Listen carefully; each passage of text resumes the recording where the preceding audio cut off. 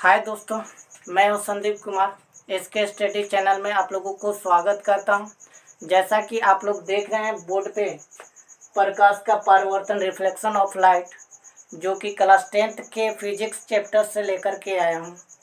इस टॉपिक को पढ़ाने से पहले मैं प्रकाश के बारे में बताना चाहता हूं। प्रकाश किसे कहते हैं, प्रकाश क्या होता है। तो आइए,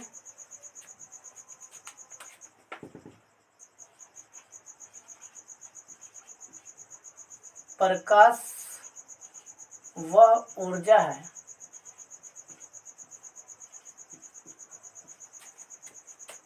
जिसकी उपस्थिति में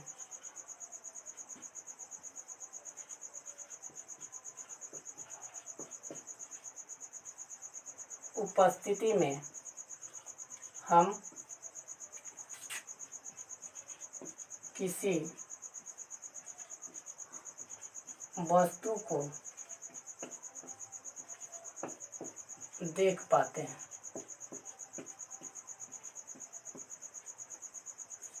हाँ दोस्तों, प्रकाश वह ऊर्जा है जिसकी उपस्थिति में हम किसी वस्तु को देख पाते हैं। जब प्रकाश किसी वस्तु पर पड़ता है और वस्तु से टकराने के बाद हमारी आंखों तक पहुंचता है, तभी तो हम उस वस्तु को देख पाते हैं। आइए अगला टॉपिक, प्रकाश का गुण।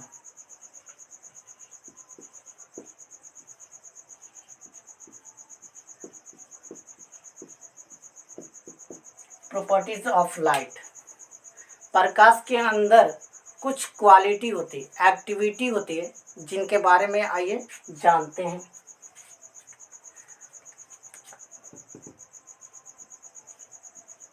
पहला पॉइंट,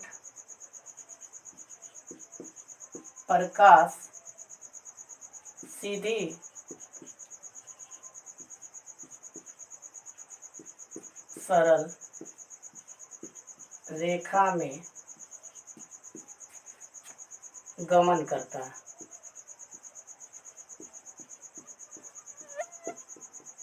क्योंकि प्रकाश की तरंग दैर्घ्य, जिसको अंग्रेजी में कहते हैं वेवलेंथ,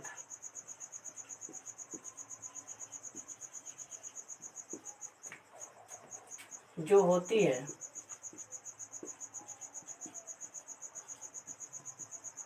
बहुत छोटा होता है।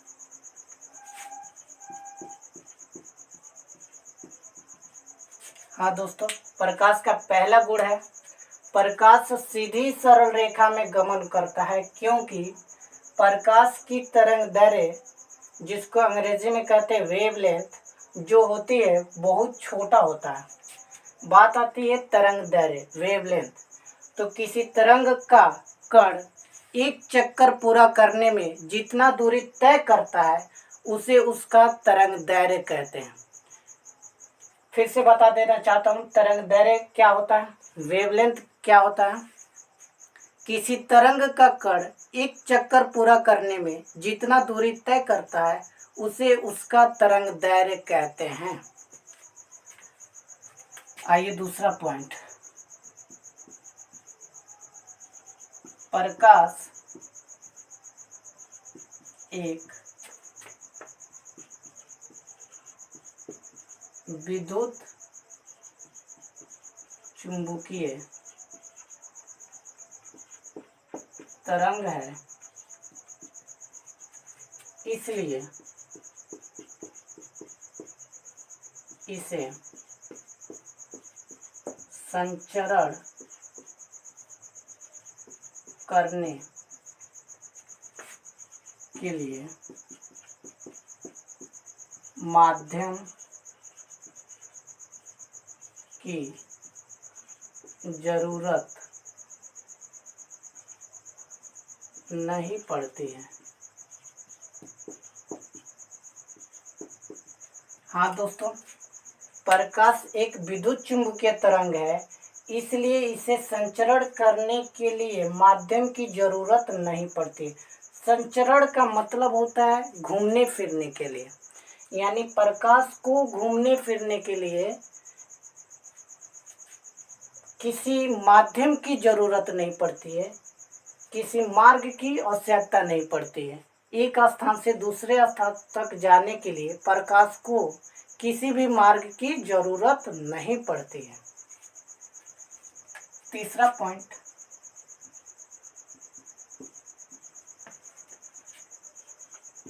प्रकाश अपारदर्शी वस्तुओं की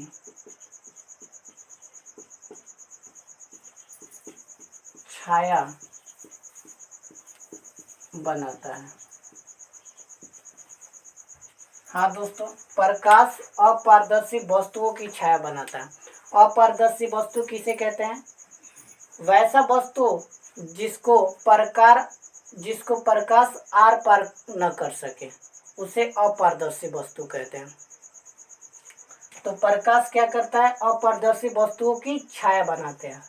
जैसा कि हमारे हाथ में देख रहे हैं ये मार्कर, इसकी छाया जो है बोर्ड की यहाँ पे बन रही है, इसकी छाया बोर्ड के पीछे बन रही है। इससे स्पष्ट होता है कि यह जो है एक अपारदर्शी वस्तु है। तो प्रकाश क्या करता है? प्रकाश अपारदर्शी वस्तुओं की छाया बनाता है। चौथा पॉइंट, प्रकाश की चाल सबसे अधिक निर्वात में होती है।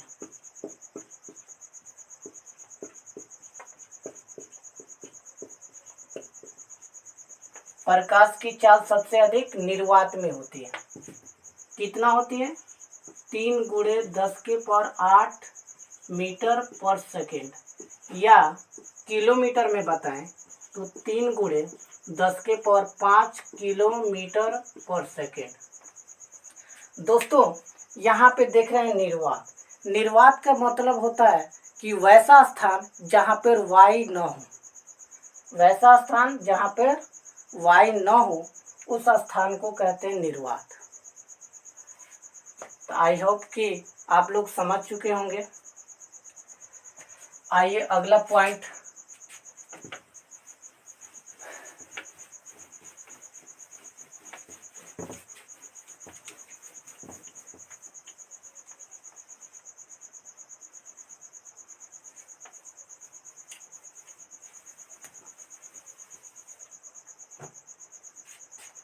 प्रकाश का परावर्तन।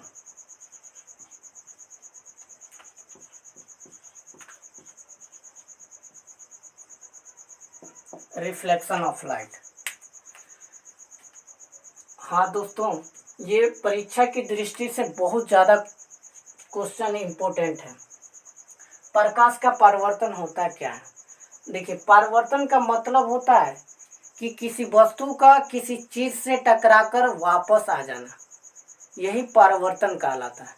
तो यहाँ पे देख रहे हैं कि प्रकाश का परावर्तन हो रहा है।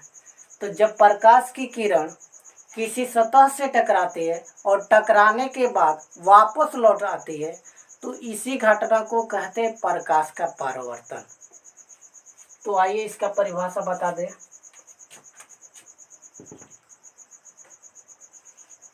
जब प्रकाश की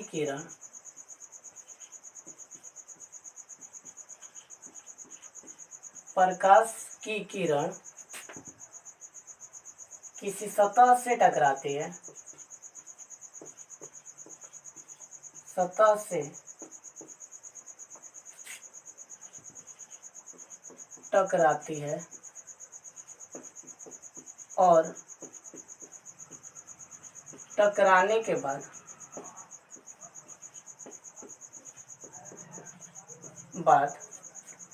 वापस लौट जाती है,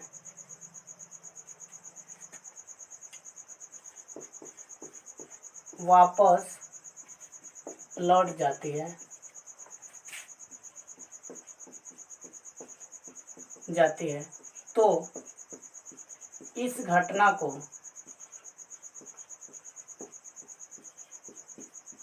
प्रकाश का परावर्तन कहते हैं।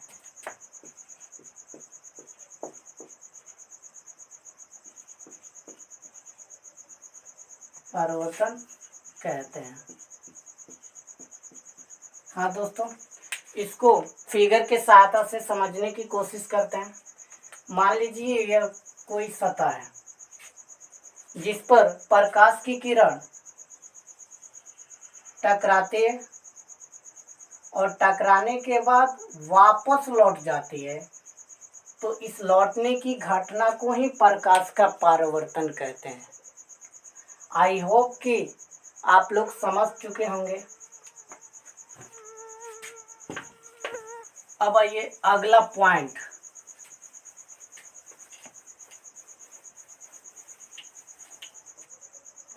प्रकाश के परावर्तन का नियम। प्रकाश के परावर्तन का नियम, law of reflection of light. प्रकाश के परावर्तन का नियम। दोस्तों, कोई पूछे कि प्रकाश के परावर्तन का नियम कितने होते हैं, तो प्रकाश के परावर्तन के 2 नियम होते हैं। आइए उस नियम को एक फिगर के माध्यम से समझने की कोशिश करते हैं। सबसे पहले कोई एक सतह ले लीजिए और इस सतह पे एक आपतित किरण को डालिए, जो आपतित किरण इस सतह से टकराने के बाद वापस इस तरफ मुड़ जाएगी।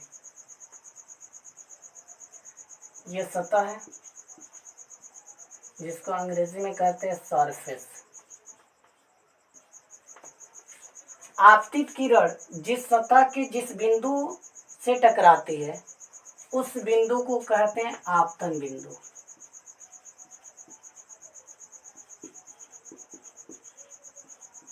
आपतन बिंदु अंग्रेजी में कहते हैं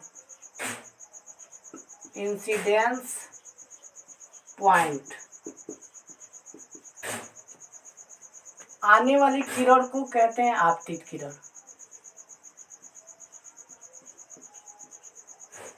आपतित किरण अंग्रेजी में कहते हैं इंसिडेंट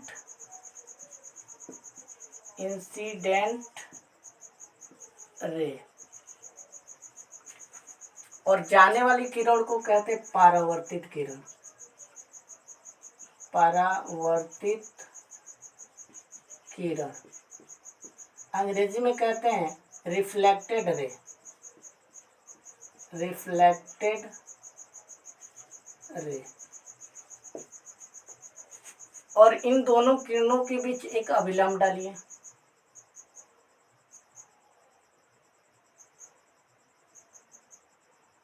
जो ये अभिलंब दोनों किरणों को एक समान भागों में बांटने का काम करता है। ये अभिलंब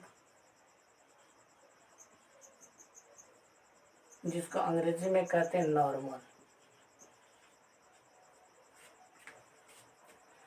आपतित किरण और अभिलंब के बीच जो कोण बनता है उसको कहते हैं आपतन कोण।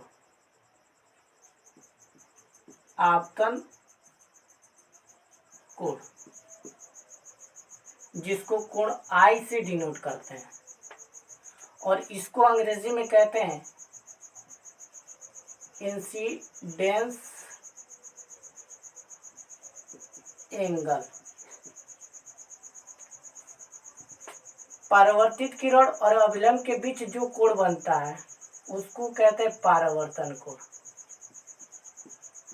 परावर्तन कोण जिसको कोण आर से डिनोट करते हैं, और इसको अंग्रेजी में रिफ्लेक्टेड एंगल कहते हैं। Reflected angle.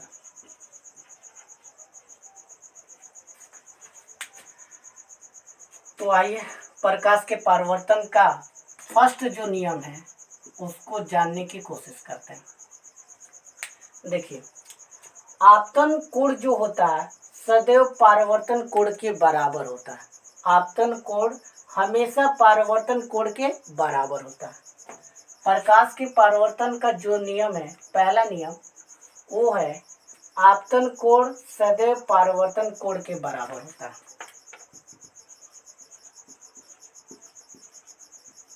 आपतन कोण हमेशा परावर्तन कोण के बराबर होता है। अर्थात कोण I बराबर कोण R। प्रकाश के परावर्तन का दूसरा नियम, आपतित किरण, परावर्तित किरण सतह के आपतन बिंदु पर डाला गया विलंब तीनों एक ही तल में होता है। आपतित किरण,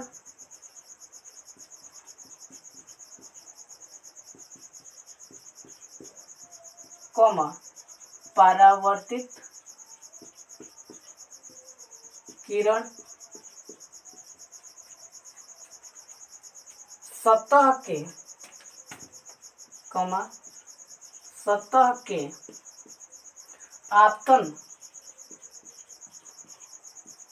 आपतन बिंदु पर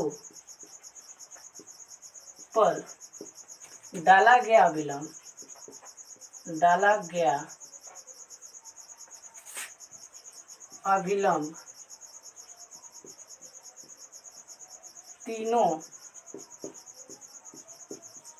एक ही तल में होता है।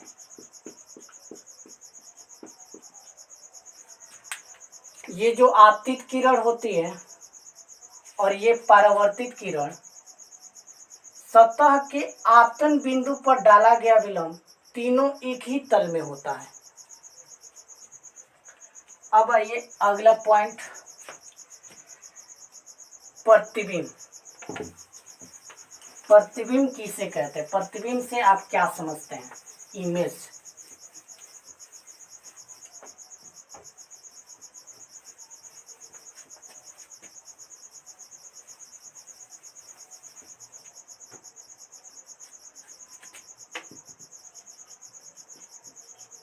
प्रतिबिंब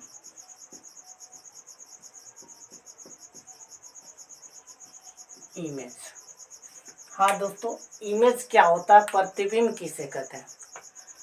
जब कोई वस्तु दर्पण के सामने रखी जाती है, जब कोई वस्तु दर्पण के सामने रखी जाती है तो दर्पण में एक आकृति बनती है जिसे प्रतिबिंब कहते हैं। आइए इसका डिफिनीशन लिख लेते हैं। जब कोई वस्तु दर्पण के सामने रखी जाती है तो दर्पण में हमें आकृति दिखाई देती है, आकृति दिखाई देती है, उसे प्रतिबिंब कहते हैं।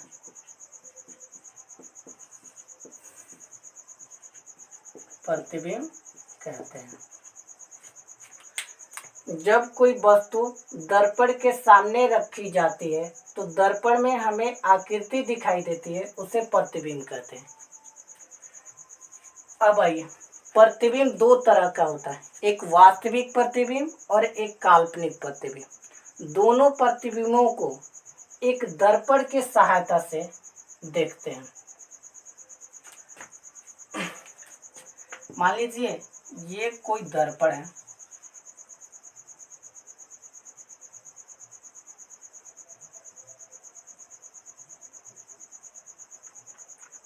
और इस दर्पण पे आ रही किरण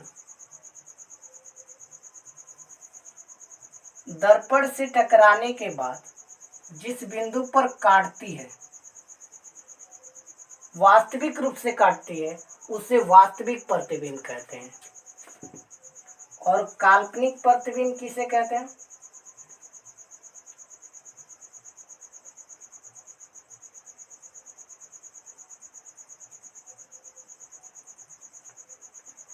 देख लीजिए, यहाँ पे इस दर्पण पे ये जो किरण आ रही है और ये किरण इस दर्पण से टकराने के बाद इधर की तरफ मुड़ जाएगी।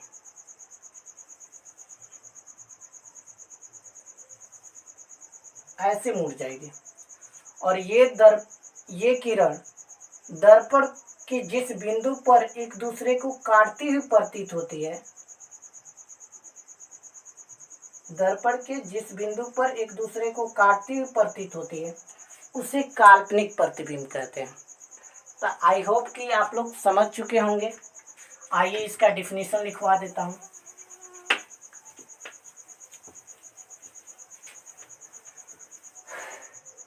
प्रतिबिंब कितने तरह के होते हैं? दो तरह के होते हैं, वास्तविक प्रतिबिंब और काल्पनिक प्रतिबिंब, रियल इमेज और वर्चुअल इमेज।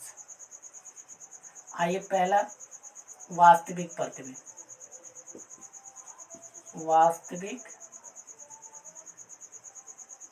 प्रतिबिंब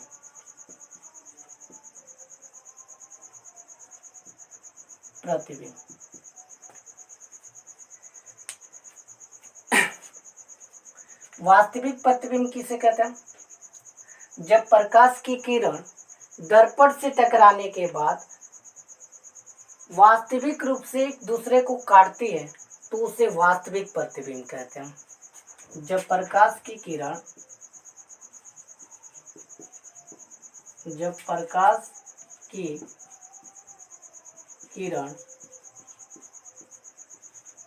दर्पण से टकराने के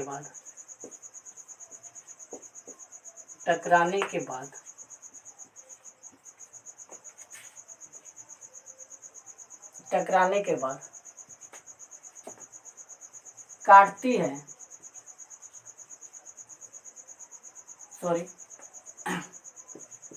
एक दूसरे को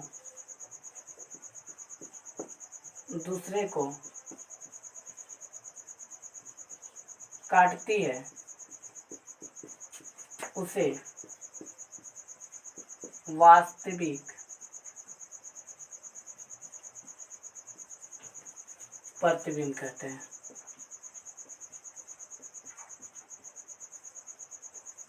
प्रतिबिंब कहते हैं।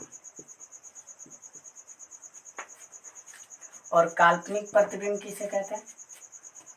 सबसे पहले इसका फिगर बना लीजिए। मान लीजिए कोई दर्पण है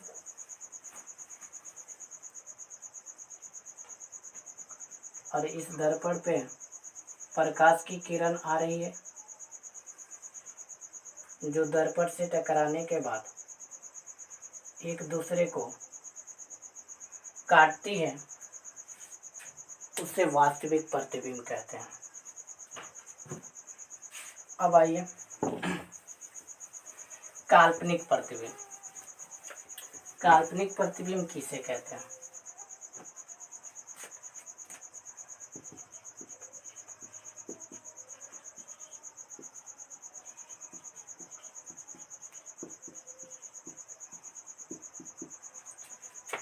जब प्रकाश की किरण किसी दर्पण से टकराती है, जब प्रकाश की किरण किसी दर्पण से टकराती है और टकराने के बाद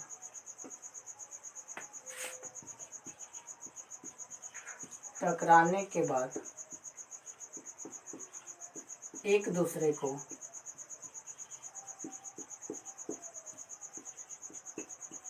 काटती हुई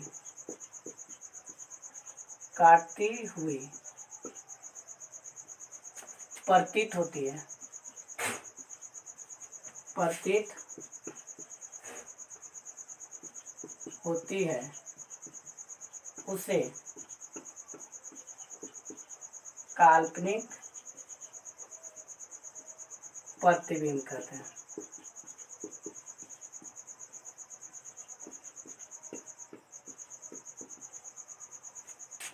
जैसा कि फिगर के माध्यम से समझिए। मान लीजिए कोई दर्पण है,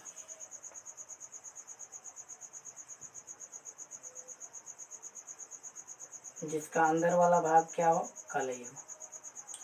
इस दर्पण पे प्रकाश की किरण आ रही है और दर्पण से टकराने के बाद ये इधर की तरफ मुड़ जा रही है।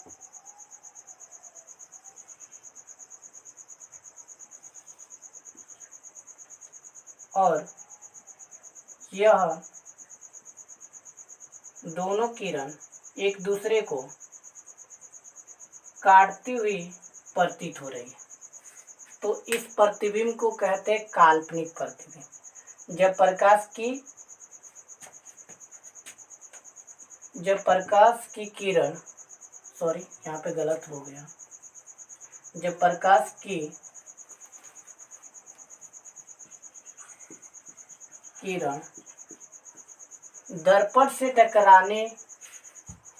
टकराती है और टकराने के बाद एक दूसरे को काटती हुई प्रतीत होती है, उसे काल्पनिक प्रतिबिंब कहते हैं। जैसा कि आप यहाँ फिगर में देख रहे हैं। सो आइए इसी के साथ मैं अपना टॉपिक समाप्त करता हूँ। इससे पहले आप लोगों को एक शायरी सुनाना चाहता हूँ। मंजिलें उन्हीं को मिलती है जिनके सपनों में जान होती है। मंजिलें उन्हीं को मिलती है जिनके सपनों में जान होती है। सिर्फ पंख होने से कुछ नहीं होता, हौसलों से उड़ान होती है।